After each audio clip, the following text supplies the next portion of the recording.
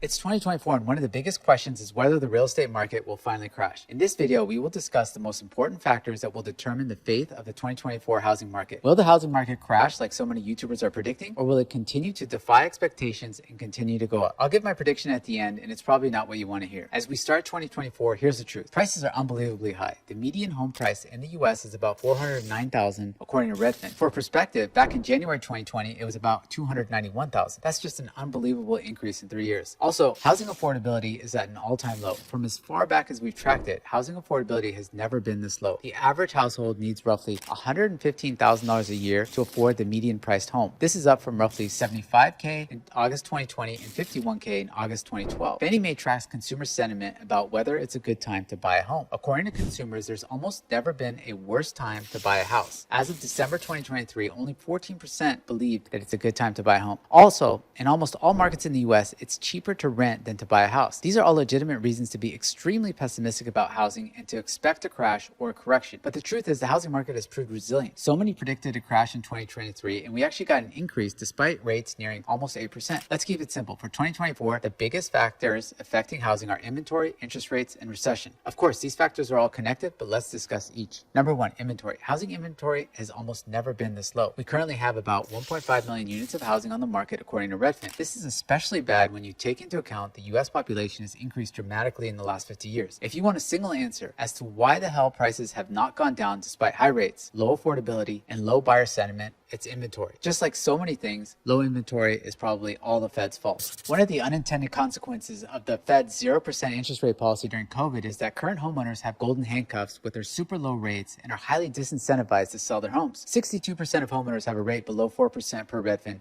and 23.5% have a rate below 3%. Over 90% of homeowners have a fixed rate loan.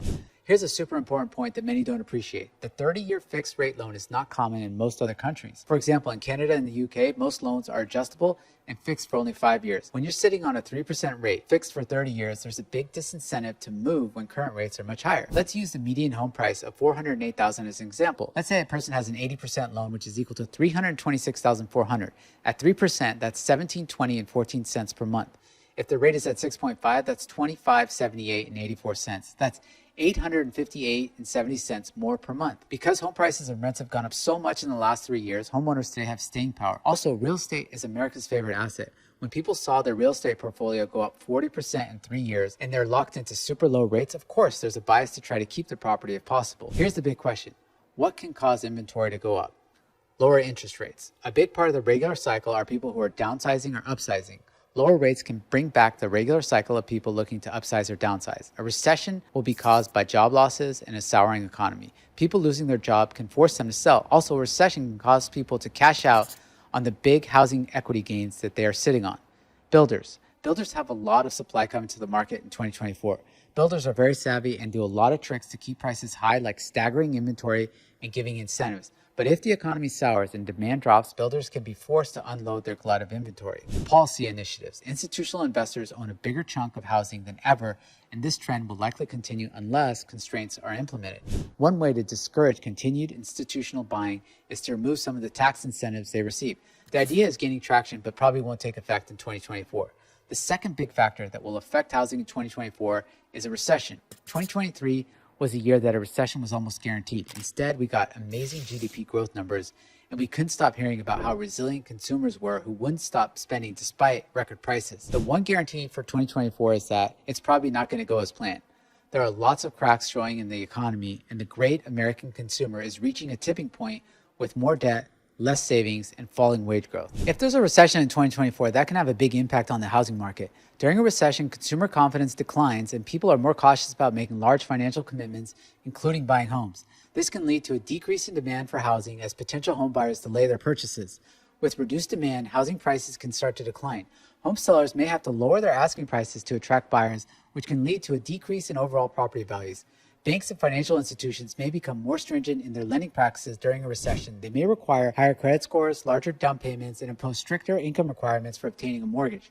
Home buyers may scale back their construction projects or delay new developments in response to decreased demand and uncertain economic conditions. This can lead to a slowdown in the supply of new homes entering the market. The biggest pain point of a recession is that people lose their jobs and consumer purchasing power falls. As a result, the Fed usually steps in with stimulative measures such as cutting interest rates. While a recession can be bad for housing, if it leads to interest rate cuts, that can have a counterbalancing effect. The last important factor for housing in 2024 is interest rates. If interest rates go lower, it will stimulate housing demand. Lower rates increase affordability. Lower rates mean lower monthly mortgage payments, which can make homeownership more accessible to a broader range of buyers. Also, lower rates allow buyers to qualify for larger mortgages. Lower interest rates usually lead to an increase in home sales as more buyers enter the market. This can result in a more competitive environment, potentially driving up home prices. Lower interest rates can also incentivize home builders and developers to initiate new construction projects. Cheaper financing can make it more cost-effective for builders to finance the construction of new homes, which can help address housing supply shortages. When rates go lower, this leads to more investors buying real estate. 2023 was a quiet year for institutional investors. If rates drop, they can come pouring back into the market, which is bad news for first-time homebuyers. Overall, the three biggest factors for 2024, inventory, recession, and interest rates, are all connected and all have counterbalancing effects. For example, a recession leads to job losses, which is bad for housing, but in a recession, the Fed is much more likely to lower rates, which is stimulative for housing. My prediction is that the economy will experience more turbulence in 2024. Who knows if we enter a recession, but it seems very likely that consumers will face tougher times in 2024. The Fed's commitment to higher rates for longer will lead to consumers getting more behind on car payments, credit card payments, and deplete more of their already dwindling savings. In 2024, more consumers and businesses will go into bankruptcy. Overall, a weakening consumer hurts housing. Interest rates are likely headed lower in 2024, given that inflation seems to be tamed at the moment. Lower interest rates are definitely stimulative for housing. I believe that housing will continue to inch upward with modest gains despite the weakening economy. There's so much pent-up demand in the housing market right now, and a break in interest rates will give all those people on the sidelines enough leverage to enter the market even if there's a souring economy. Also, inventory will likely go up in 2024, but at the moment, inventory is still about 40% lower than it was in July 2019. Inventory is so constrained that it's improbable that 2024 will see any meaningful increase in inventory that will tip us into a crash or correction. Also, boomers are sitting on close to $70 trillion of wealth. Boomers were the biggest home buyers in 2022 for the first time since 2014. Boomers are saving the market to some extent with their significant demand, deep pockets, and YOLO mentality. Also, another big difference with the market downturn this time around is that since the Great Recession, there are so many government programs and safeguards implemented that restrict lenders' ability to foreclose homes. Lastly, since it's an election year, there's a lot of pressure on the Fed from the administration to keep economy in balance. Of course, the Fed is supposed to be an independent organization, but that's never the case. 2023 didn't go as planned in so many ways, from housing to the stock market to consumer spending. 2024 will likely also have a lot of surprises.